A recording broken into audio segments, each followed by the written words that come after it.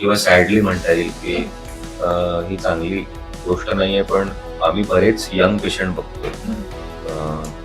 म्हणजे 23 वर्ष, 25 वर्ष, 30 वर्ष असे यंग पेशंट्स बघतोय आम्ही. ब्रेस्ट कॅन्सरचे किंवा कोलॉन कॅन्सरचे खूप यंग पेशंट्स बघतो.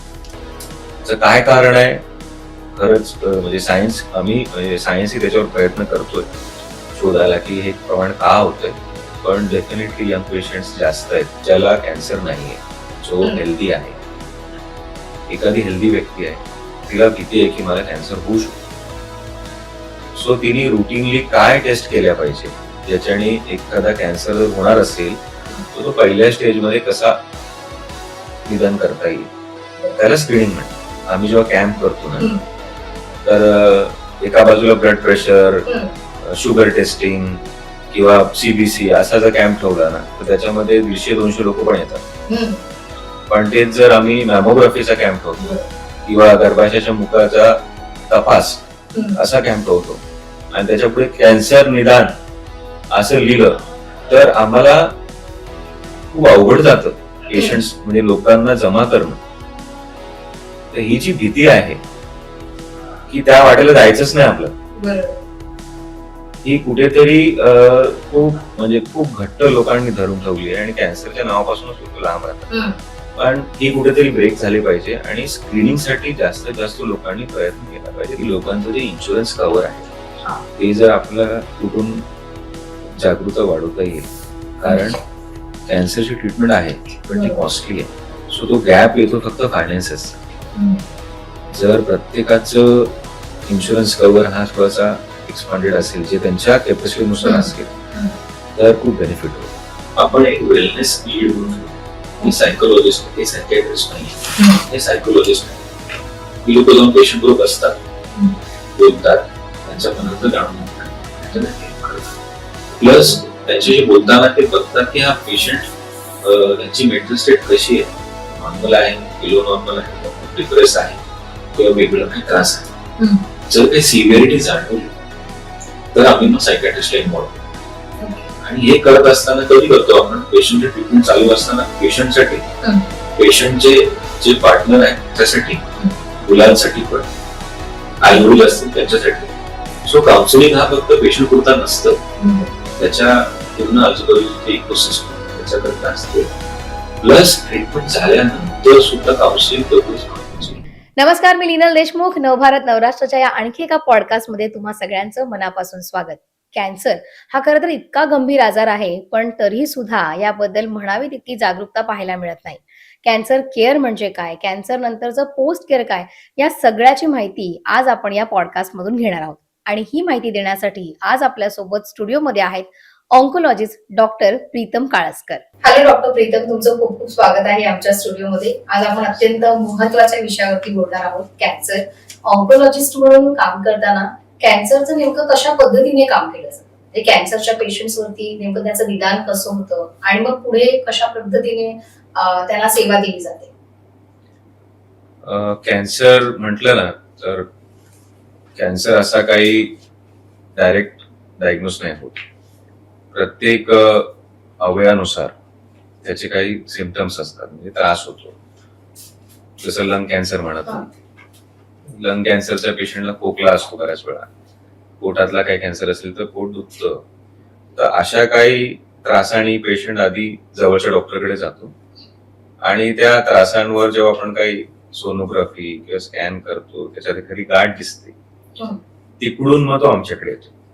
तिकडून मग ती कॅन्सर सस्पेक्टेड जर्नी चालू होते की बाबा कॅन्सर असण्याची शक्यता आहे.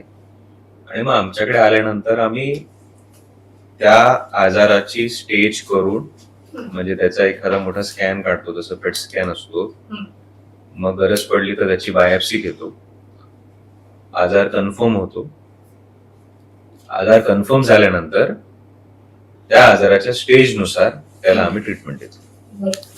मग आता ही जी बदलती जीवनशैली आपण बघतो आहे किंवा आपलं लाईफस्टाईल, लोकांचं राहणीमान आहे किंवा कामाच्या पद्धती आहेत, या सगळ्याचा कुठेतरी परिणाम आहे का? म्हणजे कॅन्सर पेशंट वाढतायत का? कॅन्सर पेशंट नंबर म्हणाल नक्कीच वाढतात. त्याचबरोबर बघायला गेलं तर 10 वर्षात आपलं पॉप्युलेशन खूप वाढलंय. मागचे 20 वर्ष जर तुम्ही बघाल तर पॉप्युलेशन खूप वाढलंय, पण कॅन्सरचं प्रमाण नक्कीच वाढतंय. त्याचं कारण काय आहे ते अद्याप आपल्याला क्लिअरली माहित नाही, पण डेफिनेटली बदलती जी जीवनशैली आहे त्याच्यामध्ये सगळ्यात महत्वाचं म्हणजे झोपेचं प्रमाण हे बऱ्यापैकी लोकांचं कमी झालेलं आहे. दॅट इज एक महत्वाची गोष्ट आहे. एक्सरसाइज ह्याचं प्रमाण तुम्ही बघाल तर बऱ्यापैकी लोक 10-15 मिनिटाच्या वर खूप कमी लोक एक्सरसाइज करताना दिसतात. एक्सरसाइज, झोपेचं प्रमाण, जेवणामध्ये गरजेपुरता फ्रुट्स, व्हेजिटेबल्स ह्याची प्रत्येकाची म्हणजे प्रत्येकाच्या जेवणात असेल असं गरजेचं नाही. तर हे काही कारणं आहेत जे बदललेली आहेत. तुम्ही जर मागच्या 30 वर्षात आणि आता बघाल तर कदाचित त्याच्यामुळे असू शकतं, पण अद्याप आपल्याला असे काही ठाम कारण आहेत असं सांगता येणार. पण मग याच्यामध्ये तरुणांचं प्रमाण जास्त आहे का? सरप्राइझिंगली किंवा सॅडली म्हणता येईल की ही चांगली गोष्ट नाहीये, पण आम्ही बरेच यंग पेशंट बघतोय. म्हणजे 23 वर्ष, 25 वर्ष, 30 वर्ष असे यंग पेशंट्स बघतोय आम्ही. ब्रेस्ट कॅन्सरचे किंवा कोलॉन कॅन्सरचे खूप यंग पेशंट्स बघतोय. त्याचं काय कारण आहे खरंच म्हणजे सायन्सही त्याच्यावर प्रयत्न करतोय शोधायला की हे प्रमाण का होतंय, पण डेफिनेटली यंग पेशंट्स जास्त आहेत कम्पेअर टू मागच्या 20 वर्षापूर्वीचे यंग पेशंट्सचा जो एज ग्रुप होता आणि आजचा याच्यात खूप फरक आहे. आपण एक प्रायमरी स्क्रीनिंग म्हणतो कॅन्सरसाठी महत्वाची असते, पण खूप लोकांना तर माहितच नसतं की आपल्याला हे सगळं आहे. तर तुम्ही जसं म्हणाला खोकला वाटलाय, मग थोडंसं डाऊट आलं म्हणून गेलं, मग प्रायमरी स्क्रीनिंग बाबत पण जागरूकता कमी आहे का सध्या लोकांमध्ये? सो म्हणजे स्क्रीनिंग काय आहे पहिले हे लोकांना कळणं गरजेचं आहे. स्क्रीनिंग कोणाची केली जाते? ज्याला कॅन्सर नाहीये, जो हेल्दी आहे. एखादी हेल्दी व्यक्ती आहे, तिला भीती आहे की मला कॅन्सर होऊ शकतो, सो तिने रुटीनली काय टेस्ट केल्या पाहिजे ज्याच्याने एखादा कॅन्सर जर होणार असेल तर तो पहिल्या स्टेजमध्ये कसा निदान करता येईल, त्याला स्क्रीनिंग म्हणतात. ह्या लोकांना काही सिम्पटम्स नसतात, म्हणजे हेल्दी आहे कोण आणि त्याला बघायचंय की मला कॅन्सर होऊ शकतो का किंवा आहे का, त्याला स्क्रीनिंग म्हणतात. तर स्क्रीनिंग आपण सगळ्याच कॅन्सरची करू शकतो का? नाही.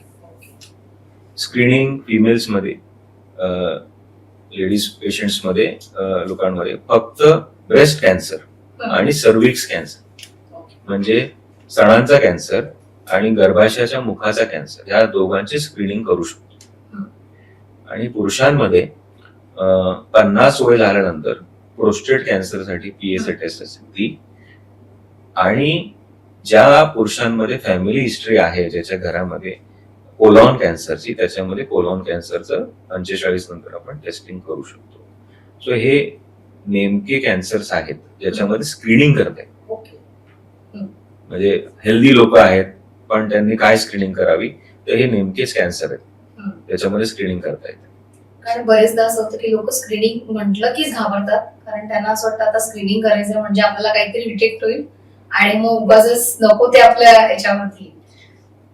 तुमचं हा प्रश्न खूप इम्पॉर्टंट आहे सोशली, कारण आम्ही जेव्हा कॅम्प करतो ना तर एका बाजूला ब्लड प्रेशर, शुगर टेस्टिंग किंवा CBC असा जर कॅम्प ठेवला ना तर त्याच्यामध्ये 150-200 लोक पण येतात. पण तेच जर आम्ही मॅमोग्राफीचा कॅम्प ठेवतो किंवा गर्भाशयाच्या मुखाचा तपास असा कॅम्प ठेवतो आणि त्याच्या पुढे कॅन्सर निदान असं लिहिलं तर आम्हाला खूप अवघड जातं पेशंट्स म्हणजे लोकांना जमा करणं. तर ही जी भीती आहे की त्या वाटेला जायचंच नाही आपलं, ही कुठेतरी खूप घट्ट लोकांनी धरून ठेवली आहे आणि कॅन्सरच्या नावापासूनच लोक लांब राहतात. पण ही कुठेतरी ब्रेक झाली पाहिजे आणि स्क्रीनिंगसाठी जास्तीत जास्त लोकांनी प्रयत्न केला पाहिजे. त्याच्याने काय होणार आहे, झालं निदान तर पहिल्या स्टेजमध्ये होणार आहे. हे खूप चांगली गोष्ट आहे, ते आम्ही सांगायचा प्रयत्न करतोय. हा बदल होतोय, बऱ्यापैकी लोक ट्राय करतायत पण सगळ्याच जागेवर नाही. सो जर जास्तीत जास्त लोकांनी स्क्रीनिंग केली तर आपलं लवकर निदान होतील आणि बऱ्याच फॅमिलीज आपल्याला सेव्ह करता येतील. आता तुम्ही म्हणालात की महिलांनी एक साधारण ठराविक वयानंतर ही स्क्रीनिंग आहे ती केली पाहिजे, म्हणजे हेल्दी लोकांनीच केली पाहिजे, पुरुषांनीही केली पाहिजे. मग हे वय किंवा एखाद्याला स्क्रीनिंगला समजा जायचं असेल तर त्यांनी नेमकं काय लक्षात ठेवायला पाहिजे की आपण हे कधी करायला हवं, एक सेफ्टी म्हणून? हा, तर मी ज्या फिमेल्सच्या घरी कोणालाच कॅन्सरची हिस्ट्री नाहीये किंवा जेनेटिक कॅन्सरची हिस्ट्री नाहीये, त्यांच्या घरी म्हणजे आईला, मावशीला, आजीला कोणालाच कधी कॅन्सर झालेला नाहीये, त्यांच्यासाठी जे रेकमेंडेशन आहे किंवा जी गाईडलाईन आहे ती काय म्हणते, वयाच्या 45 वर्षापासून 40 वर्षापासून मॅमोग्राफी, स्तनांची मॅमोग्राफी दर वर्षाला एकदा करायची. 65 एज पर्यंत, 65 वर्षातनं एकदा मॅमोग्राफी करायची प्रत्येक फिमेलने टिल 65. हे ब्रेस्ट कॅन्सरसाठी झाली. गर्भाशयाच्या मुखाच्या कॅन्सरसाठी, त्याला सर्वायकल कॅन्सर म्हणतो, त्याच्यासाठी वयाच्या 25 वर्षापासून टेस्ट चालू होते. त्याला पॅप स्मिअर म्हणतात. पॅप स्मिअर 2 प्रकारचे असतात. एक विच HBV DNA म्हणजे HBV DNA टेस्ट बरोबर एक पॅप स्मिअर असतो आणि एक नॉर्मल पॅप स्मिअर असतो. जर DNA टेस्टिंग बरोबर पॅप स्मिअर केलं तर ते 5 वर्षातनं एकदा, आणि जर विदाऊट केलं तर 3 वर्षातनं एकदा. या दोन्ही टेस्ट, सर्वायकल पॅप स्मिअर आणि मॅमोग्राफी, ह्या दोन्ही 65 वयापर्यंत केल्या पाहिजे प्रत्येक फिमेलने. जर त्या फिमेल म्हणजे त्या महिलेच्या घरामध्ये कोणाला ब्रेस्ट कॅन्सर किंवा ओव्हरीचा कॅन्सर, इतर कुठचाही कॅन्सर असेल तर त्यांनी आधी स्वतःची जेनेटिक टेस्टिंग करून घेतली पाहिजे, कारण त्याचे स्क्रीनिंगचे प्रोटोकॉल वेगळे आहेत. हे कोणासाठी प्रोटोकॉल आहे, ज्यांच्या फॅमिलीमध्ये कोणालाच कॅन्सर नाही, राईट, त्याचे प्रोटोकॉल्स वेगळे.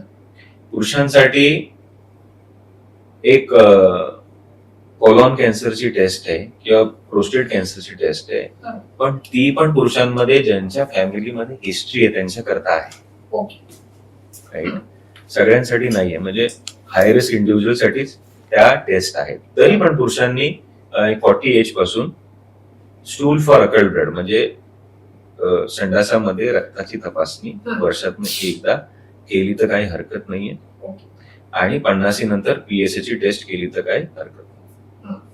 पण आपण बरेचदा बघतो ना की महिलांच्या कॅन्सर बद्दल बरेचदा बोललं जातं, म्हणजे आपल्याला माहितीये की ब्रेस्ट कॅन्सर आहे, सर्वायकल कॅन्सर आहे, गर्भाशयाचा कॅन्सर आहे, पण पुरुषांच्या कॅन्सर बद्दल तितकं अवेअरनेस आहे असं वाटतं का? कमी आहे, कारण अनफॉर्च्युनेटली पुरुषांमध्ये स्क्रीनिंग टेस्ट नाहीयेत. म्हणजे जे तुम्हाला मी आता कोलॉन कॅन्सरसाठी स्टूलची टेस्ट सांगितली ती वर्षातून एकदा करायची असते, किंवा PSA ची टेस्ट सांगितली ती पण वर्षातून एकदा करायची असते. ही पण सगळ्यांसाठी नाहीये, ही फक्त ज्यांच्या घरी एखादी केस आहे आधीपासून, म्हणजे कोणालाही असू शकतो कॅन्सर, कुठल्याही प्रकारचा. हा, म्हणजे फॅमिली हिस्ट्री आहे, मोरसो कोलॉन कॅन्सर किंवा प्रोस्टेट कॅन्सरची पुरुषांच्या घरी कोणाला हिस्ट्री आहे त्यांच्यासाठी या टेस्ट आहेत. तरी इन जनरल लोक करायला काय हरकत नाही, आणि त्याचमुळे स्क्रीनिंग टेस्ट नसल्यामुळे तेवढा अवेअरनेस नाही. ठीक आहे. आणि दुसरी गोष्ट कशी आहे ना, कोलॉन कॅन्सर किंवा प्रोस्टेट कॅन्सर हे खूप आतल्या गोष्टी आहेत, त्यांना बाहेरून तुम्ही चेक करू शकता.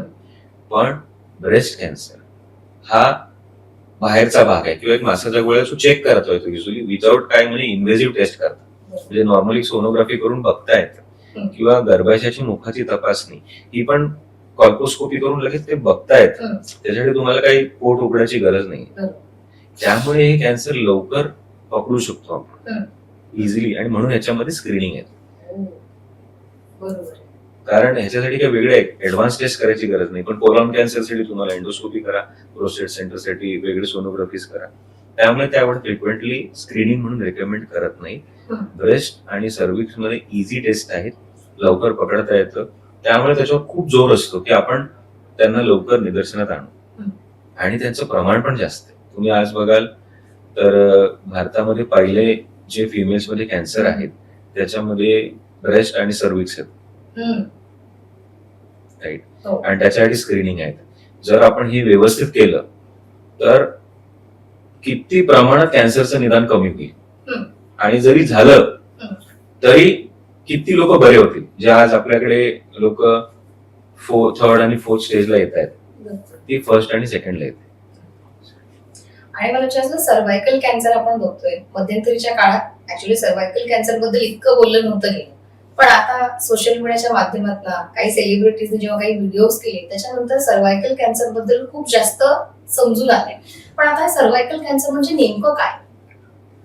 सर, सर्व्हायकल कॅन्सरचं काय आहे ना, मागच्या 10 वर्षात तुम्ही बघाल तर त्याचं प्रमाण खूप जास्त होतं. एक वेळ असं होतं की सर्व्हायकल कॅन्सर हा भारतातला 1 नंबर कॅन्सर होता फिमेल्स मध्ये. आणि हा असा एक कॅन्सर आहे, एकच कॅन्सर आहे हा सगळ्या कॅन्सर्स मध्ये, म्हणजे बॉडीच्या प्रत्येक अवयवाचा कॅन्सर होतो. पण सगळ्या कॅन्सर्स मध्ये हा एकच असा कॅन्सर आहे की ज्याच्यामध्ये एक वॅक्सिन आहे, म्हणजे तुम्ही त्याला प्रिव्हेंट करू शकता. बरोबर आहे. लोक आम्हाला विचारतात असं काय आहे का मी या गोळ्या घेऊ की मला कॅन्सर होणार नाही. तर त्यांना आमचं उत्तर असतं की एकच कॅन्सर असा आहे ज्यात तुम्ही वॅक्सिन द्या आणि तुम्ही वाचू शकता. त्यामुळे एवढं प्रमाण आणि एक छोटस सोल्युशन, त्यामुळे त्याच्यावर जागरूकता वाढली आहे आणि खूप चांगली गोष्ट आहे की सेलिब्रिटीज पण पुढे येत आहेत. एक छोटीशी वॅक्सिन जर 2 डोस दिले आणि जर त्याचं प्रमाण पुढच्या 10 वर्षात एकदमच कमी होणार असेल त्याच्यापेक्षा चांगली बाब नाही. आणि म्हणून खूप जास्त प्रचार करण्यात येतो. आणि प्लस त्याची जी टेस्ट आहे पॅप्समियर, ती पण माझ्या मते 800-900 रुपयाच्या वर होत नाही. सो टेस्टिंग स्वस्त आहे आणि हा कॅन्सर प्रिव्हेंटेबल आहे. त्यामुळे खूप जास्त अवेअरनेस आहे आणि अजून केला पाहिजे. मला असं वाटतं मला खूप उशीर झाला सर्व्हायकल कॅन्सरचं इंजेक्शन घ्यायला, कारण मी म्हणजे आता मला 30s मध्ये मला हे कळलं असेल, पण त्याच्या आधी पण लोकांनी त्याचे इंजेक्शन घेतलेले होते. तेव्हा कळलं की नाही बाबा एका ठराविक वयामध्येच हे इंजेक्शन घेतलं जातं. तर आपल्या माध्यमातून तुम्ही काय सांगाल की सर्व्हायकल कॅन्सरचं हे जे इंजेक्शन आहे प्रिव्हेंटिव्ह ते कोणत्या वयापासून घ्यायला पाहिजे आणि नेमकं कुठून घ्यायला पाहिजे? सर्व्हायकल कॅन्सरची जी वॅक्सिन आहे ते पहिली गोष्ट म्हणजे मुलांना पण द्यायचं असतं, फक्त मुलींसाठी नाही. ओके. मुलांना आणि मुलींना. मुलांना का द्यायचं? त्यांच्यामध्ये पेनाइल कॅन्सर होऊ शकत. ठीक आहे. वय 9 वर्षापासून ते 26 वर्षापर्यंत, 9 वर्षापासून 26 वर्षापर्यंत प्रत्येक मुला मुलीला हा वॅक्सिन दिला पाहिजे. ज्यांचं वय 26 पेक्षा जास्त आहे, अप टू 42 पण आपण हे देऊ शकतो, पण त्याचे जे इफेक्ट आहे तो कमी होत जातो. म्हणजे एकदा HPV व्हायरसचं एक्सपोजर झालं बॉडीला की वॅक्सिनचं इफेक्टिव्हनेस कमी होतो. त्यामुळे त्याच्यामध्ये एक असं पण रेकमेंडेशन आहे की लग्नाच्या आधी किंवा बिफोर फर्स्ट इंटरकोर्स जर तुम्ही हे वॅक्सिन घेतलं तर इफेक्टिव्हनेस जास्त आहे. ओके. आणि आफ्टर डिलिव्हरी पण मला वाटतं शक्यतो देत नाही का इंजेक्शन? इफेक्टिव्हनेस कमी होतो. म्हणजे मग साधारण 25-26 हे आयडियल वय आहे, 9 ते 26. आणि हे वॅक्सिन कसे 2च वॅक्सिन असतात त्याचे? ते वयानुसार आहेत, म्हणजे लहान वयामध्ये 2 आहेत आणि नंतर 12च्या पुढे गेलात की 3 आहेत. म्हणजे 0 आज घेतलं 1 महिन्यानी 1 आणि 6 महिन्यानी 1. आणि या वॅक्सिन सेफ आहेत. वॅक्सिनचे विशेष काही साईड इफेक्ट नाही आहेत. मी माझ्या घरीही दिलेले आहेत. So safe vaccine. म्हणजे सगळ्यांनी घ्यायला हवं, मुलगा असू दे किंवा मुलगी. म्हणजे असं नाहीये की सर्व्हायकल कॅन्सरचं फक्त अवेअरनेस फक्त महिलांसाठी आहे, तर ते पुरुषांसाठी सुद्धा खूप महत्वाचं आहे. सो तुम्ही एमओसी साठी काम करताय, ही संस्था कशा पद्धतीने काम करते कॅन्सर पेशंटसाठी, कारण त्याचं वेगळं पण काय आहे? सो एमओसी हे कॅन्सरच्या पेशंटची ट्रीटमेंट करते, थोडक्यात सांगायचं तर. पण आता इथं वेगळेपण काय आहे तर हॉस्पिटल्स मध्ये कॅन्सर ट्रीटमेंट होते आणि खूप चांगल्या रीते होते. म्हणजे तुम्ही मोठे मोठे हॉस्पिटल आज मुंबईत आहात त्याच्यातली बघाल तुम्ही, खूप चांगली ट्रीटमेंट होते. पण असं एखादी जागा असेल की जिकडे फोकस्ड म्हणजे फक्त कॅन्सरचाच विचार केला जाईल, ट्रीटमेंटच्या बाजूने, पेशंटच्या बाजूने आणि ट्रीटिंग डॉक्टरच्या बाजूने. म्हणजे एका पेशंटच्या काय काय गरजा आहेत कॅन्सर पुरता, त्या जर व्यवस्थित बघून त्या फुलफिल करता आल्या, प्लस ट्रीटमेंट देणारा जो डॉक्टर आहे त्याच्या काय गरजा आहेत त्या जुळवता आल्या, तर फोकस ट्रीटमेंटचे रिझल्ट अजून चांगले असतात.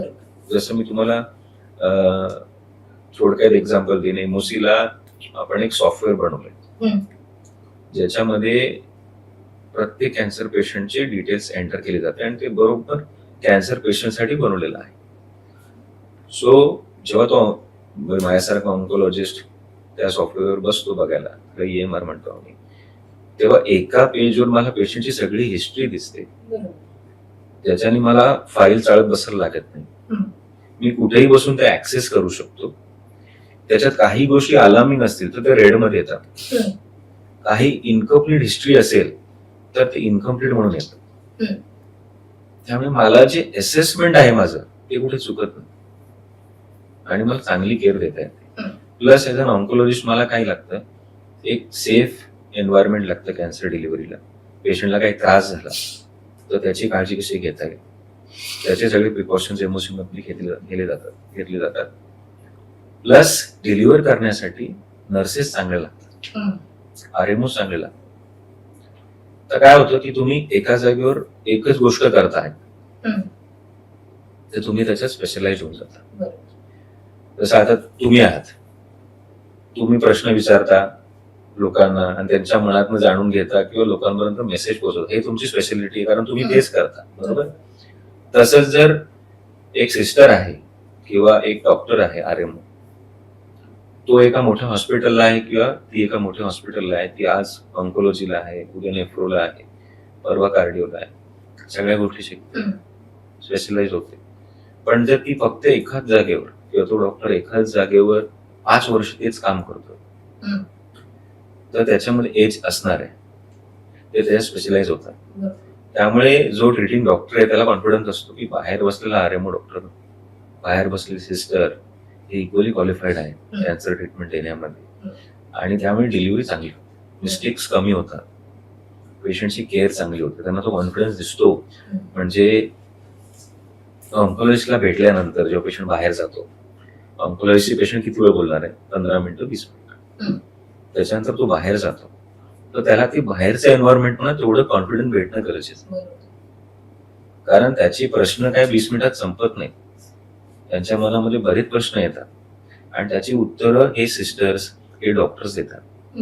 त्यामुळे हे स्पेशलाइज आणि फोकस जे एन्व्हायरमेंट आम्ही बनवलेलं आहे ते एव्हरी पॉइंटला पेशंटला सपोर्ट करतं आणि पेशंटला कळतं की yes this is a focused place आणि माझ्या गरजा इथे व्यवस्थित safely with highest quality of care fulfil होतात. आमचा थोडक्यात सांगायचं तर MOCचा कन्सेप्ट असा आहे की आम्हाला एक बेस्ट प्लेस डिलिव्हर बनवायची आहे for doctors like me oncologist and for the patients cancer care delivery करण्याकरता. तर हा आम्ही पझल सॉल्व्ह करण्याचा प्रयत्न केला. पण आता हा एवढ्या सगळ्या गोष्टी आहेत, म्हणजे की स्पेशलाइज डॉक्टर आहेत, नर्सेस आहेत, आणि मग लोकांना असं भीती असते ना की बाबा आता याला खर्च किती होईल, कारण आधीच माणसाचं अर्ध कॅन्सर ऐकूनच झालेलं असतं की बाबा आता ह्याच्या पुढे लागणारा खर्च. मग MOC नेमकं कशा पद्धतीने त्यांना दिला असं? कॅन्सरचा खर्च हा खरंच खूप जास्त आहे. मोस्टली जे 4 स्टेजचे कॅन्सर असतात, कारण त्याच्यामध्ये रिकरिंग कॉस्ट असते. दर 3 आठवड्याला किमो किंवा इम्युनोथेरपी किंवा टॅबलेट्स खर्चिक असतात. आपण काय केलाय प्रयत्न, सेंटर्स जे आपले आहेत ते स्पेशलाइज बनवलेले आहेत. तर त्याच्यामध्ये एक 6 माळ्याचं हॉस्पिटल आहे, तेवढा खर्च नाही बनवण्यामध्ये. पण खर्च नसल्यामुळे आपण कुठे काही कॉम्प्रोमाइज केलंय का या सेंटर्समध्ये इन टर्म्स ऑफ सेफ्टी? नाही. जेवढं काय कॅन्सरच्या पेशंटला गरजेपुरतं आहे, त्यांच्या हेल्थ रिलेटेड, त्यांच्या सेफ्टी रिलेटेड, त्यांच्या केअर रिलेटेड सगळ्या गोष्टी आहेत. त्यामुळे सेंटर फंक्शन करण्याची किंवा सेंटर मध्ये जे खर्च आहे तो एका मोठ्या कॉर्पोरेट हॉस्पिटलपेक्षा खूप कमी, बरोबर आहे. त्यामुळे तो भार पेशंटवर जात नाही, बरोबर. दुसरी गोष्ट, सेंटर्स आपले आज 4 स्टेट्स मध्ये आहेत. तर आपला प्रयत्न असतो की या सगळ्या सेंटर्सची परचेस वगैरे जे काही गोष्टी आहेत एका जागेवर करून तो जो बेनिफिट आपल्याला भेटेल तो पेशंटला कसा पास ऑन करता येईल. म्हणजे ज्या औषधाची ऍक्च्युअल किंमत 100 रुपये असेल ती 100 रुपयेवर न चार्ज करता पेशंटला ती 70 रुपयात कशी देता येईल किंवा 65 रुपयात कशी देता येईल, त्याच्याने तो जो 30% कॉस्टिंग आहे पेशंटची, कारण मेन खर्च हा मेडिसिन्सचा, तो कसा कमी करता येईल. राईट, एक झालं. दुसरं आपली इनहाऊस लॅब आहे, त्या लॅब मधून कसं पेशंट्सला डिस्काउंट पास ऑन करता येईल. सो हे एक व्हर्टिकल्स आहेत. एक आहे तुमचा ड्रग्सचा खर्च, एक आहे तुमचा लॅबचा खर्च, आणि एक असतो इन्फ्रास्ट्रक्चरचा खर्च. बरं. राईट. या तिन्ही गोष्टी जर आपण सॉल्व्ह केल्या तर ओव्हरऑल जो पेशंटचा खर्च आहे आपल्या सेंटरला तो साधारणतः 35 ते 40% कमी येतो compare to a bigger hospital. पण आता आपण बघतो शहरांमध्ये कदाचित हे सगळं शक्य आहे, कारण आताही कॅन्सर ट्रीटमेंट आहेत त्या मोठ्या मोठ्या शहरांमध्ये सुरू राहतात. मग गावागावांमध्ये जेव्हा असे रुग्ण असतात मग त्यावेळी एमओसी त्यांच्यासाठी काही वेगळं करते का? गावांचा चॅलेंज वेगळा आहे. हम्म. गावामध्ये जे आज लोक आहेत, पहिली गोष्ट तिकडचा पर कॅपिटा इन्कम किंवा तिकडे अर्निंग करणारे जी घरं आहेत ती कमी आहेत. हम्म. जे खरंच तिकडे चांगलं अर्न करतात किंवा ज्यांचे मोठे बिझनेसेस आहेत ते शहरांकडे येतात बरं. आणि ते मुंबई पुण्याला येऊन ट्रीटमेंट करतात. हम्म. पण जो ऍक्च्युअल तिकडचा राहणारा आहे ज्याला ते अफोर्ड नाही होत आहे ट्रॅव्हल करणं, त्यांचा प्रॉब्लेम वेगळा आहे. कारण बरीच लोक ह्यातली एकतर डेली वेजर्स आहेत किंवा त्यांची शेती आहे, त्यांना एवढा वेळ पण काढता येत नाही की ते येऊन मुंबईला 15 दिवस राहतील, महिनाभर राहतील किंवा पुण्याला राहतील. मग तशा पेशंटसाठी आपण काही आपले 2 टायर सिटीज मध्ये सेंटर्स काढलेले आहेत. जसं कोल्हापूर आहे, नाशिक आहे, आज औरंगाबाद आहे. ह्या सेंटर्स थ्रू आपण ह्या सगळ्या आपल्या लोकांपर्यंत पोहोचण्याचा प्रयत्न करतो आणि तिकडे सुद्धा बऱ्याच हॉस्पिटल्समध्ये आपण योजनेचं प्रोव्हिजन केलेलं आहे. म्हणजे गव्हर्नमेंटची योजना आहे, ऑरेंज राशन कार्डवर किमोथेरपी होते, सो त्याचं प्रोव्हिजन केलेलं आहे. तर बऱ्याच लोकांना आपण तिकडे free of cost cancer care delivery करायचा प्रयत्न करतो. जसं मुंबईत म्हणाल तुम्ही तर नवी मुंबईमध्ये पनवेल सेंटर आहे आपलं. त्या पनवेल सेंटरमध्ये योजना आहे. साधारणतः दर महिन्याला आपण 200 किमो ऍटलिस्ट या फ्री ऑफ कॉस्ट योजने थ्रू देण्याचा प्रयत्न करतोय. त्यामुळे जे रायगड पट्टा आहे किंवा पुढे कोकणातली लोक आहेत तिकडे जवळपास हॉस्पिटल्स नाही आहेत, तर त्यांना पनवेल खूप ऍक्सेसिबल आहे. आज ते येऊन सकाळी येतात, किमो घेतात आणि इव्हनिंगला निघून पण जातात. सो एक योजनेच्या आधारे प्लस तिकडे सेंटर टाकून त्यांना जो ट्रॅव्हलचा प्रॉब्लेम आहे तो सॉल्व्ह करून ह्या 2 गोष्टींनी आम्ही जे लांबच्या सिटीज आहेत त्यांचा प्रॉब्लेम सॉल्व्ह करायचा प्रयत्न करतो. म्हणजे जी केअर आज आम्ही मुंबईत देण्यात सक्सेसफुल आहोत किंवा पुण्यात देत आहोत किंवा दिल्लीला देत आहोत किंवा अहमदाबादला देत आहोत, सेम सेंटर्स पनवेलला आहे, कोल्हापूरला आहे, औरंगाबादला आहे, नाशिकला आहे, नागपूरला आहे. सेम केअर डिलिव्हरी होते इन एमओसी ऍट योजना विथ योजनेच्या आधारे फ्री ऑफ कॉस्ट पण होते. मला तेच विचारायचं होतं, कारण हे खरं तर ऑपरेशनल दृष्ट्या खूप कठीण आहे असे सेंटर्स उभारणं. मग त्यांचा दर्जा टिकवून ठेवायचा असेल, दर्जा टिकवून ठेवताना तुम्ही नेमकं काय विचारात घेता आणि त्यासाठी संस्था नेमकं काय काम करते? याच्यामध्ये सगळ्यात महत्वाचं आहे जो ऑन्कोलॉजिस्ट कॅन्सरचा डॉक्टर आहे त्याची निवड करणं. आणि फॉर्च्युनेटली म्हणाल तर आम्हाला जे कलिग्स जॉईन झालेले आहेत ते आमच्या बरोबरीचे आहेत बऱ्याच वेळी, आणि ते जॉईन करताना आमचं खूप एक कल असतो की ते आमच्यासारखेच असावे आणि म्हणजे ट्रीटमेंट देण्याकरता वेल क्वालिफाईड असणं हा मेन क्रायटेरिया आहे. तर आम्ही ती गोष्ट खूप पुढेच कॉम्प्रोमाइज नाही केलेली. जेवढे आमचे कलिग्स आहेत ते सगळे सेम क्वालिफाईड आहेत, सगळे स्पेशलिस्ट आहेत, त्याच्यात कुठेही कॉम्प्रोमाइज नाही केलेलं आहे. आणि जे ट्रीटमेंट देण्याकरता जे इंटेन्शन आहे तेही सगळ्यांचं सारखं आहे ना. तसेच कलिग्स आमचे जॉईन झालेत नशिबाने. आज एमओसी मध्ये 60 ऑन्कोलॉजिस्ट आहेत, पण प्रत्येकाचं ट्रीटमेंट देणं हा जे इंटेन्शन आहे ते सारखं आहे. सो तो एक मेन जो कंपोनंट आहे ट्रीटमेंट मध्ये म्हणजे ऑन्कोलॉजिस्ट, कॅन्सर फिजिशियन, तो जर चांगला जॉईन झाला बाकीच्या गोष्टी मॅनेज करता येतात. कारण बाकीचे जे नर्सेस आहेत किंवा आरएमओज आहेत त्यांना ट्रेन करता येतं. त्याच्यासाठी टीम आहे ती जाऊन स्पेसिफिक सेंटर्सला त्यांना ट्रेन करते. पण ऑन्कोलॉजिस्ट तसा जॉईन होणं हे महत्वाचं आहे. त्याच्यासाठी आम्ही काय केलं की जेवढं काही ऑन्कोलॉजिस्टच्या रिक्वायरमेंट आहे जसं मी तुम्हाला सांगितलं त्या सेंटरसाठी फुलफिल केलेलं आहे. त्यामुळे त्यांनाही तिकडे काम करायला आवडतं, त्यांनाही वेळ देता येतो पेशंटला आणि मग दे आर हॅपी. मला असा एखादा अनुभव सांगायला आवडेल का किंवा कुठल्या तरी एका सेंटरमध्ये खूप छान असा लोकांना प्रतिसाद मिळाला आणि मग एमओसीने खूप मदत केली किंवा अशा काही गोष्टी? सेंटर वाईज प्रत्येक सेंटरचा वेगळा अनुभव आहे. प्रत्येक सेंटरला तुम्ही जाल तर तुम्हाला काही ना काही नवीन स्टोरी ऐकायला मिळतील. पेशंट्स म्हणजे सेंटरपेक्षा मी म्हणेन ना, हे जे पेशंट्स आहेत ना, यांचे अनुभव म्हणजे यांचे एक्सपिरियन्स सेंटर्सला इन्स्पायरिंग जास्त आहेत. म्हणजे सेंटरचं काम आहे केअर डिलिव्हरी करणं, त्यांना चांगली क्वालिटी ऑफ केअर देणं, पण ज्या सगळ्यात इन्स्पायरिंग आहे ते पेशंट्स. सो एक पेशंटचं तुम्हाला एक्झाम्पल देईन. आपल्या ठाण्याचेच पेशंट आहेत, तर त्यांना ओव्हरियन कॅन्सर डायग्नोस झाला. ठीक आहे, आणि तो 3rd स्टेजचा होता. पोटात पाणी होतं, पोट एवढं मोठं झालं होतं आणि खूप चिंतेत होत्या. 62 इयर्स. तर मी त्यांना पहिला किमो दिला. पहिला किमो दिल्यानंतर 2 आठवड्यांनी भेटायला आल्या मला. पाणी बऱ्यापैकी सुकलेलं होतं आणि आमचा प्लॅन होता की पहिले 4 किमो देऊया, मग ऑपरेशन करूया, परत नंतर उरली 2 किमो देऊया, असा 6 किमोचा प्लॅन आणि मध्ये ऑपरेशन होतं. तर पहिल्या किमो नंतर त्या आल्या आणि साधारणतः 2 आठवड्यांनी मला भेटल्या. पाणी बऱ्यापैकी सुकलेलं, त्यांना बरं वाटत होतं. तर मी बोललो, कसं वाटतंय तुम्हाला? काय नाही, मला बरं वाटतंय. आणि काय त्रास आहे का नाही? काहीच त्रास नाही, रिपोर्ट चांगले. मग 7 दिवसांनी या म्हटलं दुसऱ्या किमोला. तर त्या मला म्हणतात की मी कामाला जाऊ का? तर मी म्हटलं हा, काही तुमचं वर्क फ्रॉम होम असेल तर करा म्हटलं, असं काही प्रॉब्लेम नाहीये. नाही, माझं वर्क फ्रॉम होम नाहीये. म्हटलं काय काम करता तुम्ही? तर मला बाहेर जावं लागेल. म्हटलं काय काम काय करता? तर माझी पेपरची लाईन आहे. मी एकदम थक्क झालो. 62 वर्ष, 62 वय आहे त्यांचं, ईडी आहेत, त्यांची ठाण्यामध्ये पेपरची लाईन आहे. 85 घरांना पेपर टाकतात सगळे. आणि मी म्हटलं तुम्हाला जमेल का? मी काल 2 दिवस करून आली आणि मी बघतच राहिलो की ह्या म्हणजे यांना मी 2 आठवड्यापूर्वी किमो दिली आहे.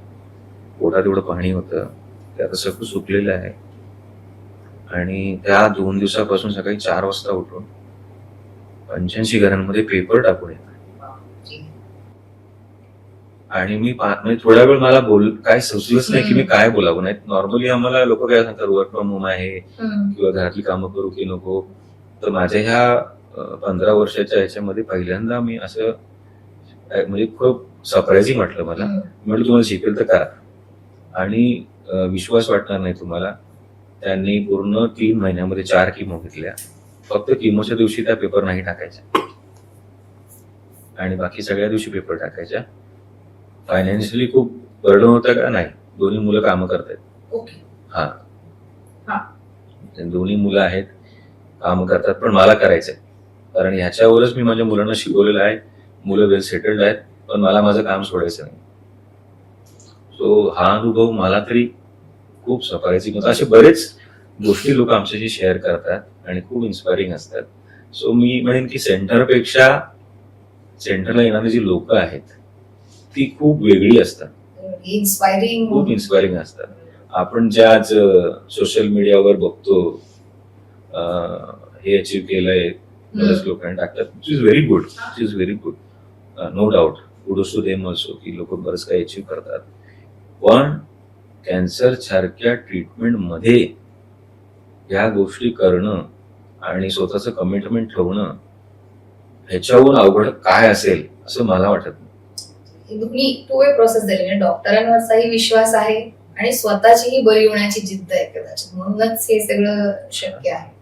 आणि मला ते एमओसीतले डॉक्टर तितके आहेतच की त्याच्यामुळे त्यांचा विश्वासही रुग्णांचा असेलच तुमच्यावर. आणि त्यामुळे आम्हालाही एक हुरूप येतो की पेशंट इतका कमिटेड आहे, आपण त्याच्यासाठी अजून काय चांगलं करू शकतो. सो असे बऱ्याच स्टोरीज आहेत.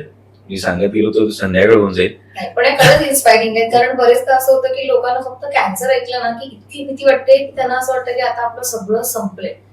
एकतर तो आर्थिक ताण पण सहन करण्याची ताकद नसते, शरीरावरचा ताण असतो, सगळ्याच गोष्टी असतात. मग अशा वेळेला जर एक चांगला डॉक्टर, ऑन्कोलॉजिस्ट असेल आणि चांगली सेवा मिळत असेल तर नक्कीच लोकांना त्यातून बरंच काहीतरी करता येईल. म्हणजे तशी मनस्थिती असणं कॅन्सरमध्ये असेल तर माझ्या मते काही रिझल्ट अचीव्ह करणं शक्य आहे. पुढच्या 5 वर्षात तुम्हाला काय वाटतं, म्हणजे आताही सध्या आपल्या कॅन्सर केअर व्यवस्थेमध्ये तुम्हाला असं वाटतं का काही उणीवा आहेत, आणि येत्या 5 वर्षात जर हे बदलले, तंत्रज्ञान बदललं किंवा अजून काही गोष्टी आल्या, तर या सगळ्या गोष्टी खूप व्यवस्थित पद्धतीने हँडल करता येतील? कॅन्सर केअर मध्ये काही उणीव आहे असं तर नाही वाटत नाही मला आज. ऍटलिस्ट सिटीज मध्ये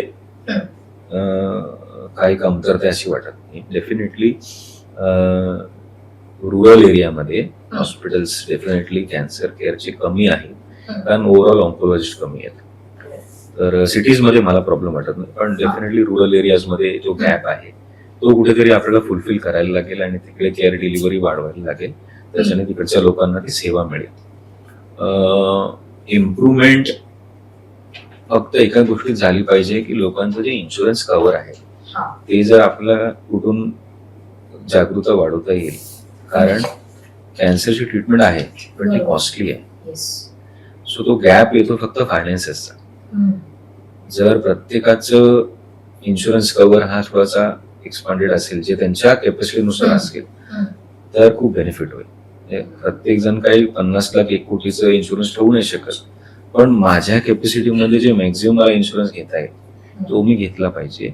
प्लस जे ऑरेंज रेशन कार्ड आहेत किंवा पिवळं रेशन कार्ड आहे त्यांच्यासाठी गव्हर्नमेंटची योजना आता आहेच.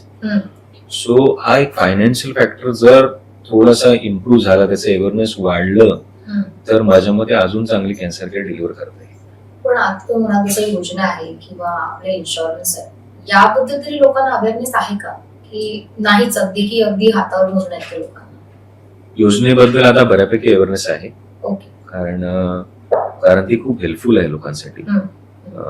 कॅन्सर केअर मध्ये ऍटलिस्ट महिन्याला नाही म्हटलं तुम्ही कुठच्याही किमोला साध्यातल्या साध्या 25,000 रुपये खर्च येतो, आणि आज बरीच लोक अशी आहेत ज्यांचं मंथली इन्कम 50,000पेक्षा कमी असतं. मग त्यांच्याकरता ही एक म्हणजे एक गुण आहे, म्हणजे ना मोठी गोष्ट आहे. तर त्याचं अवेअरनेस आता आहे बऱ्यापैकी. पण इन्शुरन्स कव्हर किती ठेवणं ह्याचं अवेअरनेस खूप कमी आहे. आज 2026 मध्ये समजा एखाद्याचं वय 30 आहे, तर त्यांनी त्याच्या फॅमिलीसाठी किती रुपयाचं इन्शुरन्स काढणं हा अवेअरनेस कमी आहे. माझं इन्कम 35,000 रुपये, तर मी आज 31 वर्षाचा आहे समजा, तर मी कितीचा इन्शुरन्स काढू ह्याची जागरूकता असणं गरजेचं आहे. थोडा पोटाला चिमटा काढून जास्त इन्शुरन्स काढता येईल का हे मला सांगणं सोपं आहे, पण जो करणारा असतो त्याचे वेगळे लिमिटेशन असतात. पण इन्शुरन्स मोठा असल्याने ना, ज्या वेळेस असं काही होतं ना, तेव्हा आपल्याला मग लोनची वगैरे गरज पडत नाही. कारण जोपर्यंत हा मेजर कॉस्ट येत नाही ना फॅमिलीज मध्ये, हेल्थ केअरचा मेजर कॉस्ट येत नाही ना, तोपर्यंत माझ्या मते जास्त प्रॉब्लेम येत नाहीत. लोक आपले इक्वेशन्स बरोबर मॅनेज करत असतात. जेव्हा हा अचानक मोठा खर्च येतो ना, तिकडून जे लोन्स आणि चालू होतात, बरेच फॅमिलीज त्याच्यामुळे मागे चालले जातात फायनान्शियली. याचा डेटा किती आहे मला माहित नाही, पण जे काही मी बघतो आज लोकांचा 3 किंवा 5 लाखाच्या वर इन्शुरन्स नसतो, आणि तो सर्जरी आणि 2 किमोमध्ये संपून जातो. त्याच्यानंतरची जी कॉस्ट आहे ती सॅलरीमध्ये भागत नाही, मग त्याच्यासाठी लोन आणि मग त्याची EMI, तर हे सगळं चालू राहतं. त्याचबरोबर पेशंट असतो, फायनान्शियल ड्रेन येतो, मग फायनान्शियल स्ट्रेस येतो. पेशंटचा स्ट्रेस वेगळा आहे, पेशंटला ते दिसतं, मग ते सगळं वातावरण जरासं गडबडून जातं. कारण कुठच्याही पेशंटला ना तुम्ही विचाराल आमच्या, तर त्याला सर 4th स्टेजचा असेल, 4थ्या स्टेजचा असेल, तर त्याला एका लिमिट नंतर स्वतःची चिंता नसते. समजा एक आई आहे, तिची 65 वर्ष वय आहे, तर ती नेहमी बघते की माझ्या मुलीला किंवा मुलाला फायनान्शियल बर्डन नको यायला. त्याचा पण संसार आहे, त्याची मुलं आहेत, तिची मुलं आहेत, त्यांची शाळा आहे, दोघं काम करतायत, आणि आज मुंबईमध्ये लोकांची वर्किंग लाईफ आहे किंवा पुण्यामध्ये, माझ्यासाठी ते सुट्ट्या पण घेत आहेत, प्लस त्यांना फायनान्शियल स्ट्रेस पण आहे. तर त्या आजीला किंवा त्या आईला तिच्या कॅन्सर पेक्षा माझ्या मुलांना किती स्ट्रेस आहे याची चिंता असते. आणि मी तर जाईन समजा 4था स्टेज आहे, मी 2 वर्षांनी गेली, तर मी ह्यांना कर्जात सोडून चालली आहे का, तिचं दुःख तिला जास्त असतं किंवा त्या वडिलांना जास्त असतं. तर हे पेन आहे ना कॅन्सर पेक्षा जास्त आहे. तर जर आपल्याला फायनान्शियली काय इंजिनिअरिंग करता आली, ज्याच्याने त्या आईला किंवा त्या बाबाला तो स्ट्रेस आला नाही है ना, तर त्यांची ती जर्नी थोडी सुखदायक होईल. सो खूप इम्पॉर्टंट प्रश्न आहे, पण खूप मोठा प्रश्न आहे. हा कसा सॉल्व्ह करायचा? आपलं पॉप्युलेशन एवढं आहे, कॅन्सरचं प्रमाण एवढं आहे, गव्हर्नमेंट त्यांच्या परीने प्रयत्न करते, आम्ही आमच्या परीने प्रयत्न करतोय की जेवढी कॉस्ट कमी करता येईल आणि केअर डिलिव्हर करता येईल ते आम्ही करू. पण कॅन्सर मध्ये सगळ्यात मोठा पेन पेशंटला हा असतो की माझ्यामुळे फॅमिलीला त्रास आहे, तर तो सॉल्व्ह करणं गरजेचं आहे. आणि बरेचदा ना इन्शुरन्स असतात, म्हणजे कॅन्सर पॉलिसीज पण असतात, स्पेशल कॅन्सर पॉलिसीज नावाने, आणि बाकीचे इन्शुरन्स असतात. पण बरेचदा आपलंच असं होतं ना की अरे कशाला आता हवंय, काय गरज आहे असं म्हणून बरेचदा आपण ते खरं मागे जात असतो. आणि मग एखाद्या वेळेला असं गोष्ट झाली की मग तो आर्थिक ताण आपल्याला सहन होत नाही आणि मग ते सगळ्याच गोष्टी बिघडत जातात. या आर्थिक ताण बरोबर मग फॅमिली आणि सगळ्याच गोष्टी तुम्ही जसं म्हणाल तसं सगळं हे पेन बेअर करणं खरं तर सगळ्यात जास्त कठीण होतं, सगळ्यात अवघड. तर तुम्ही म्हणाला ऑन्कोलॉजिस्ट पण आपल्याकडे कमी आहे, त्यांची पण कमतरता आहे असं वाटतंय का तुम्हाला, की बाबा त्याच्यामुळे पण या सगळ्या गोष्टींवरती ताण येतोय? आज 2026 मध्ये मेट्रोज मध्ये म्हणाल तर तुम्ही म्हणजे मोठ्या सिटीज मध्ये ऑन्कोलॉजिस्ट आहेत आणि सफिशियंट वाटतात मला तरी. सिटीज मध्ये मुंबई, पुणे, दिल्ली म्हणा तुम्ही, बँगलोर म्हणा, ह्या ज्या मोठ्या सिटीज आहेत त्याच्यामध्ये सफिशियंट आहे. पण जसं तुम्ही टायर 2 सिटीजला जाल किंवा टायर 3 सिटीजला जाल तिकडे प्रमाण खूप कमी आहे, कारण तिकडे अजून कॅन्सरचे निदान होण्यासाठी बाकीच्या सबस्पेशालिटीज आहेत त्या नाहीयेत. तर टियर 2 आणि टियर 3 मध्ये अजून पण ऑन्कोलॉजी कमी आहे. टियर 1 मध्ये मी म्हणेन की मेट्रो सिटीज मध्ये आता आहे, सफिशियंट प्रमाणात आहे. सुद्धा आर्थिक ताणाबद्दलच एमओसी कशा पद्धतीने निर्णय घेण्यासाठी ऍक्च्युली रुग्णांना मदत करते, कारण तो जो एक निर्णय असतो आर्थिक दृष्ट्या घेण्याचा पण तोही सगळ्यात महत्वाचा असतो. यावेळी संस्था जेव्हा आपली सांगत असते बाबा अशा पद्धतीने तुम्ही जा, मग ते नेमकं कार्य कसं असतं? कारण जसं आपण म्हटलं की हा भावनिक आहे आणि आर्थिक दृष्ट्या खरंच एखाद्याला रडवेल असा आजार आहे, अशा नेमकं काय? फायनान्शियली तर आपण जे तुम्हाला सांगितले कॉस्टिंग मध्ये बेनिफिट करायचा प्रयत्न करतो. प्लस एमओसीएफ फाउंडेशन म्हणून आपले एक फाउंडेशन आहे, एमओसी कॅन्सर फाउंडेशन म्हणून नावाने आहे. त्याच्या थ्रू आपण पेशंट्सला नॅव्हिगेट करायला हेल्प करतो. काही पेशंट्सला जेवढे मुंबई, पुण्यामध्ये किंवा महाराष्ट्रामध्ये किंवा देशामध्ये ट्रस्ट आहेत त्यांचा ऍक्सेस, त्यांच्यामध्ये लॉग इन कशी करता येईल फाईल, एमओसी फाउंडेशन थ्रू तुम्हाला कुठून फंड्स मिळतील का, फाउंडेशन थ्रू तुमच्या सर्जरीज होतील का, ती एक हेल्प करतो आपण. त्याच्याने पेशंटला बराच फायदा होतो. काही काही इन्स्टिट्यूट आहेत ज्या फ्रीमध्ये किमोथेरपी ड्रग्स देतात, तो ऍक्सेस होऊन जातो. तो एक ऑप्शन आहे आपल्याकडे. त्या व्यतिरिक्त कुठच्या हॉस्पिटल्सला सर्जरीज वगैरे डिस्काउंटेड होतील का, फ्री ऑफ कॉस्ट योजनेअंतर्गत कुठे होतं, तर ते एक मार्गदर्शन आम्ही करायचा प्रयत्न करतो. सो ज्या ज्या जागेवर आपल्याला जे नीडफुल पेशंट्स आहेत, ज्यांना कॉस्ट कन्सर्न आहे, त्यांना कसं बेनिफिट करता येईल, रेडिएशन असू द्या किंवा किमोथेरपी असू द्या किंवा ऑपरेशन असू द्या, त्यांना आम्ही हेल्प करतो नॅव्हिगेट करायला. जसे काही रेडिएशनचे सेंटर्स आहेत जे फ्रीमध्ये रेडिएशन करतात, रेडिएशनची कॉस्ट 2 लाख रुपये, ते कुठे होईल, कसं होईल, काय डॉक्युमेंट लागेल, त्याच्यामध्ये एमओसी हेल्प करते. आता एमओसी कडनं तर बऱ्याच गोष्टी या होतायच आहेत, पण आता आपण लोकांना महानगरांमध्ये आपण तुम्ही जसं म्हणालात की ठीक आहे इलाज होऊन जातो, म्हणजे बाहेरून लोक येतात, पण तो पण एक गोष्टीचा ताण असतो किंवा इतक्या लांबून लोक येतात अमुक डॉक्टरांकडे जायचं म्हणून. मग आता जेव्हा एमओसी वेगवेगळा आपला विस्तार करते, तर त्या माध्यमातून तुम्हाला असं वाटतं का त्यांचा तो एक ताण आहे तो थोडासा कमी होईल आणि त्यांना स्थलांतर पण करायला लागणार नाही आणि त्यांचा इलाज पण? बघा, 2 प्रकारचे पेशंट आहेत. एक जे बाहेरून येतात, तर बाहेरून येणाऱ्या पेशंटचा प्रश्न वेगळाच आहे, कारण त्यांना इथे राहण्यापासून सगळ्या गोष्टी बघाव्या लागतात. आणि एक आहे जे मुंबईत पेशंट आहेत. तर पहिले आपण मुंबईत जे आहेत, मुंबई किंवा उपनगरामध्ये, आज तुम्ही ठाण्यापासून जर दादरला पण यायचं म्हटलात सकाळच्या वेळेस, किमोचा पेशंट हा ट्रेनने येऊ नाही शकत, एवढी गर्दी आहे आज ट्रेनला. आणि प्रत्येकाला टॅक्सी परवडेल दर सायकलला, जर ती दर आठवड्याची असेल, दर 21 दिवसाची असेल, तेही शक्य होत नाही, कारण येण्याचं भाडंच 2 टाइम्स महिन्याला तर 3000 रुपये होऊन जातं. तर त्या दृष्टिकोनातनं आपण प्रत्येक सिटीमध्ये तुम्ही म्हणाल तर आज मुंबईमध्ये आपले 10 सेंटर्स आहेत, अजून 2 येणार आहेत, ऑलमोस्ट 11-12 सेंटर्स होतील.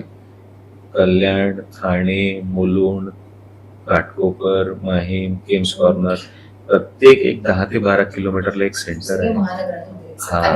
येस, सिमिलरली वेस्टर्नला आज वसई येत आहे, बोरिवली आहे, मालाड आहे, परत विलेपार्ले आहे आणि लवकरच मीरा रोड पण येईल. तर ह्या गोष्टींनी काय झालं ना की आपल्या इथे ट्रॅव्हल करणं खूप अवघड आहे. प्लस दरवेळेस मुलाला किंवा मुलीला सुट्टी मिळेल किंवा मला तेवढा 8 तास वेळ देता येईल हे थोडं अवघड होऊन जातं. त्यांची इच्छा नसते असं नाहीये, पण कामाचं कुठे ना कुठे लिमिटेशन येतं काही लोकांना. काही लोकांना ती लिबर्टी असते की तुम्ही वर्क फ्रॉम होम करू शकता, सगळ्यांनाच आहे का? नाही.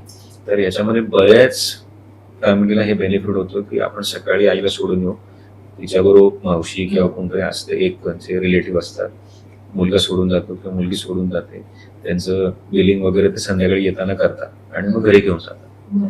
तर हा कन्व्हिनियन्स खूप बेनिफिट करतो पेशंट्सला. जे समजा एखाद्याला मुंबईला यायचं झालं असेल तर पूर्ण दिवसच मोडणार, त्याला कामालाही जाता येणार नाही आणि मग ते हळूहळू क्युम्युलेटिव्हली स्ट्रेस वाढतो.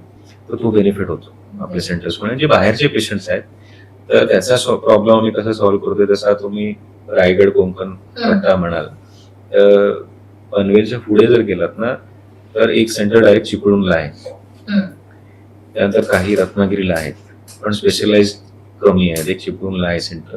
त्याच्यानंतर सरळ कोल्हापूर लागतं तुम्हाला किंवा गोवा लागतं, मध्ये काहीच स्पेशलाइज सेंटर कमी आहे. एक टाटाचं सेंटर आहे तिकडे वालावलीकर चिपळूण जवळ तेवढं. तर मग आपण पनवेलला एक सेंटर काढलं कारण पनवेलवरनं येऊन जाऊन करता येईल. सिमिलरली त्याच पेशंटला जे तळ कोकणात आहे त्यांना कोल्हापूरला जात आहे, तिकडून ते जवळ आहे 4 तासावर. तर असे आपण नोडल पॉइंट्स बघतोय ज्याच्याने जे रुरल लोक आहेत त्यांना मुंबईत येऊन राहायची गरज नाहीये. तुम्ही या किमो घ्या, किमो 4 ते 6 तासाची असते, तुम्ही घेऊन परत जा. तर असे नोडल पॉइंट्स बघतो आपण जिकडे आपल्याला सेंटर उभे करता येतील आणि जे रुरल लोक आहेत जे गावात राहत आहेत त्यांना कसं हेल्प करता येईल तो आम्ही प्रयत्न करतो. तर औरंगाबादमध्ये इथे बऱ्यापैकी आम्हाला सक्सेसफुल झालो आम्ही इकडे सेंटर आल्यामुळे. कोल्हापूरमध्ये इथे बेनिफिट होतोय, बोथ कोकण साईड आणि खालून जे कोल्हापूरवरून लोक येतात त्यांनाही तो बेनिफिट होतोय.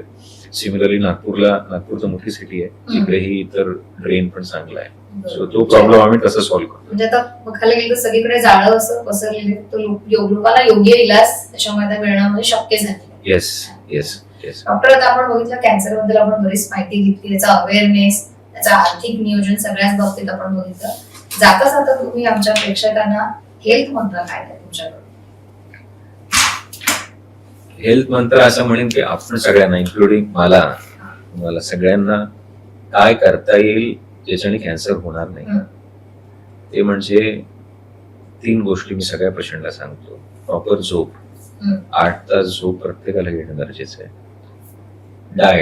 डाएट मध्ये कुठचीच गोष्ट चांगली किंवा वाईट नाही कॅन्सरसाठी, पण डाएट मध्ये फ्रुट्स आणि व्हेजिटेबल्स जेवढे जास्त खाता येतील आपल्याला, म्हणजे ऍटलीस्ट एक डाएट आपली ग्रीन आणि फ्रुट्सची असणं गरजेचं आहे. ही झाली दुसरी गोष्ट. तिसरी गोष्ट म्हणजे एक्सरसाइज आणि weight control. Regularly 30 minutes exercise plus तुमचा जो BMI आहे तुम्ही गुगलवर टाकू शकता, बॉडी मास इंडेक्स. BMI हा 25 पेक्षा खाली ठेवायचा आहे प्रत्येकाला. जर तुम्ही ह्या 3 गोष्टी केलात तर तुमच्याकडनं जेवढं करायचंय ते झालंय. हे तुम्ही प्रत्येकाने केलं पाहिजे, इन्क्लुडिंग मी. झोप, फ्रुट्स अँड व्हेजिटेबल्स, एक्सरसाइज करून BMI लेस दॅन 25 जर मला ठेवता आला तेवढं सफिशियंट आहे. तेवढंच प्रूव्हन आहे की तुम्ही एवढ्या गोष्टी करा आणि बाकी आपल्या हातात नाही. एवढं सगळ्यांनीच केलं पाहिजे आणि ह्याचा बेनिफिट तुम्हाला नुसता कॅन्सर नसून डायबिटीज आहे, ब्लड प्रेशर, इतर तर ज्या आजार आहेत त्याच्यात होईलच, पण कॅन्सर मध्ये पण याचा बेनिफिट होतो. डॉक्टर, आपण बघितलं की कॅन्सर म्हटलं की तो भावनिक आहे, आर्थिक दृष्ट्या बर्डन वाढणार आहे, पण असं दिसून आले का सायकोलॉजिकल काही इम्पॅक्ट होतात, आणि जर असे इम्पॅक्ट होत असतील तर मग नेमकं त्यासाठी काय करायला पाहिजे? सगळ्यात काय मला तरी वाटतं हा या पॉडकास्टमध्ये सगळ्यात महत्वाचा प्रश्न आहे. कारण कॅन्सर हा शब्द म्हटल्यावरच लोक घाबरतात म्हणजे त्याच्या मानसिक काहीतरी इम्पॅक्ट होतो. ज्याला कॅन्सर झाला असेल त्याच्यावर काय इम्पॅक्ट होतो, त्याच्या आजूबाजूची लोक आहेत त्यांच्यावर काय इम्पॅक्ट होतो, घरी मुलं असतात त्यांच्यावर काय इम्पॅक्ट होतो. तर आम्ही ह्या तिन्ही गोष्टींना बघत असतो. जर जो पेशंट असतो त्याच्यावर डेफिनेटली डायग्नोसिस वेळी दडपण येतं, पण जसं जसं तो बरा होतो तसा तसा तो पॉझिटिव्ह होत जातो. पण सुरुवातीला एक ब्रेकडाऊन असतो, कारण अचानक असं वाटतं की लाईफला ब्रेक लागलाय, आता सगळं संपलंय. तर त्याच्यातनं आम्ही त्याला बाहेर काढण्याचा प्रयत्न करतो, काउन्सिल करतो, ट्रीटमेंटचे डिटेल सांगतो, त्याच्यानंतर बाहेर काढण्याचा प्रयत्न करतो. त्याचबरोबर त्यांचे जोडीदार असतात, बायको असू द्या किंवा नवरा असू द्या, मुलं असू द्या, ते पण त्यांच्या त्यांच्या लाईफच्या जर्नीमध्ये असतात. आणि जरी एकाला कॅन्सर झालाय तरी त्यांच्याही लाईफला कुठेतरी एक ब्रेक लागतो, कारण सगळा फोकस इकडे येऊन जातो. मी बघितलंय की बऱ्याच वेळा मुलांच्या शाळेच्या अभ्यासामध्ये ग्रेड्स कमी झालेले आहेत, कारण घरी कोणतरी आजारी आहे. तर हा भार कसा कमी करायचा खूप महत्वाचं आहे. तुम्हाला एक्झाम्पल घेईन. कालच मी एक पेशंट आहे, त्यांना भेटलो, 35 वर्षाचे, त्यांना पोटाचा कॅन्सर झाला होता आणि जवळजवळ 6 महिन्यापूर्वी ट्रीटमेंट संपलेली आहे, ठणठणीत आहे. त्यांना किमो दिली, ऑपरेशन झालं पोटाचं, परत किमो दिली आणि मग आता ते पेट स्कॅन केला, नॉर्मल आहे. नॉर्मल आता झाल्यानंतर 6 महिने झाले, काल भेटायला आले, तर त्यांना सतत मनात एक भीती आहे की मला परत कॅन्सर होणार, मला परत कॅन्सर होणार. आणि ह्या भीतीमुळे ते कामाला जात नाही. आणि वाईफ परेशान आहे की आता सगळं चांगलं असताना असं का होतंय. तर हा एक प्रकारचा ना स्ट्रेस, म्हणजे पोस्ट ट्रॉमॅटिक स्ट्रेस म्हणू शकतो आपण. एवढ्या मोठ्या आजारातनं बाहेर आल्यानंतर परत मी तिकडे जाईन. जसं एखादा आपण मागे ऐकतो की मोठा क्रॅश झाला, त्यात त्याची लोक वाचतात, त्यांना नंतर ते स्वप्न येतात, भीती वाटते. तसंच काहीतरी या मोठ्या आजारातून बाहेर निघाल्यावर लोकांना त्रास होतो. आणि जेव्हा पण ते टेस्ट करायला जातात, नेक्स्ट टेस्ट, तेव्हा त्यांना प्रत्येक वेळेस वाटतं की आता काहीतरी येईल आणि टेस्टच्या 1 दिवस आधी एकदम घाबरलेले असतात. तर याच्याकरता हे खूप स्वाभाविक आहे. मला सांगण्याचं हा प्रश्न घेण्याचा किंवा त्याच्यातून काय सांगायचं होतं, हे खूप स्वाभाविक आहे. तुम्ही घाबरून जाऊ नका. आणि हळूहळू जसं तुम्ही नॉर्मल लाईफ मध्ये इन्व्हॉल्व्ह व्हाल, म्हणजे तुम्ही गृहिणी असाल किंवा तुम्ही काम करत असाल, तुम्ही जसं तुमच्या नॉर्मल लाईफ मध्ये इन्व्हॉल्व्ह व्हाल, तुम्हाला ह्या गोष्टी कमी जाणवतात. ट्रीटमेंट संपल्यानंतर तुम्हाला कॅन्सरला तिकडे सोडून देणं गरजेचं आहे आणि पुढे मूव्ह ऑन केला तर तुम्हाला हे सगळं त्रास जरा कमी होईल. तुम्ही त्याला धरून बसला तर नक्कीच तुम्हाला तो त्रास देणार. हे माझं सांगणं झालं. पण ह्याच्यावर काय आपण अजून करू शकतो, तर आपल्या एनओसीच्या प्रत्येक सेंटर आपण एक वेलनेस लीड म्हणून ठेवले. हे सायकोलॉजिस्ट आहे, हे सायकॅट्रिस्ट नाही, हे सायकोलॉजिस्ट आहे. ही लोक जाऊन पेशंट बरोबर बसतात, बोलतात, त्यांच्या मनातलं जाणून घेतात आणि त्यांना हेल्प करतात. प्लस त्यांच्याशी बोलताना ते बघतात की हा पेशंट त्यांची मेंटल स्टेट कशी आहे, नॉर्मल आहे, बिलो नॉर्मल आहे, किंवा खूप डिप्रेस आहे, किंवा वेगळं काही त्रास आहे. जर काही सिव्हिअरिटी जाणवली तर आम्ही मग सायकॅट्रिस्टला इन्व्हॉल्व करतो. आणि हे करत असताना कधी करतो आपण, पेशंटचे ट्रीटमेंट चालू असताना पेशंटसाठी, पेशंटचे जे पार्टनर आहेत त्याच्यासाठी, मुलांसाठी पण, आई वडील असतील त्यांच्यासाठी. सो काउन्सिलिंग हा फक्त पेशंट पुरता नसतं, त्याच्या पूर्ण आजूबाजूची जे इकोसिस्टम आहे त्याच्याकरता असते. प्लस ट्रीटमेंट झाल्यानंतर सुद्धा काउन्सिलिंग तेवढीच महत्वाची आहे. जसं हा पेशंट बघितला, हा बरा झालेला पेशंट आहे, 6 महिने झालेले आहेत, पण मला परत कॅन्सर होईल ह्या भीतीने तो कामालाच जातो. सो काउन्सिलिंग पासून लांब जाऊ नका. तुम्ही कुठेही ट्रीटमेंट घेत असाल कॅन्सरसाठी आणि असं काही सिम्पटम जाणवत असाल, भीती वाटत असेल, तर आधी काउन्सिलरला भेटा. काउन्सिलरला भेटल्यानंतर काउन्सिलर तुम्हाला गाईड करेल की तुमचे जर सिम्पटम जास्त असतील तर काही काळापुरता जर आपल्याला काही ट्रीटमेंट घेत आहे सायकॅट्रिस्ट कडनं, तीही घेतलेली काही अयोग्य नाही. त्याचा अर्थ असं होत नाही की मला काही वेळ लागले किंवा मला माझ्या डोक्यावर काही परिणाम झाले, असा अर्थ बिलकुल होत नाही. कारण हा आजाराचा बोजा इतका मोठा आहे की तो प्रत्येकाला झेपेल हे गरजेचं नाहीये. कारण प्रत्येकाच्या लाईफ मध्ये बाकी पण बरेच प्रॉब्लेम्स असतात. कोणाला फायनान्शियल आहे, कोणाला वर्कलोड आहे, कोणाला मुलाचं शिक्षण आहे, तर ते सगळं जुळून आणताना जेव्हा हा बोजा येतो तेव्हा कुठेतरी ब्रेकडाऊन होऊ शकतं, हे साहजिक आहे, हे समजणं गरजेचं आहे. त्यामुळे तुम्हाला कुठेही तुम्ही पेशंट असाल किंवा रिलेटिव्ह असाल, तुम्हाला हे ओझं जड जात असेल तर सायकोलॉजिस्टला भेटा, याच्यावर खूप चांगले समाधान आहे. काही ऍक्टिव्हिटीज ते सांगतात त्याच्यामुळे तुम्हाला ते बर्डन कमी करता येईल, किंवा नुसतं मन मोकळेपणाने बोलणं त्याच्याने सुद्धा तुम्हाला खूप आधार मिळेल.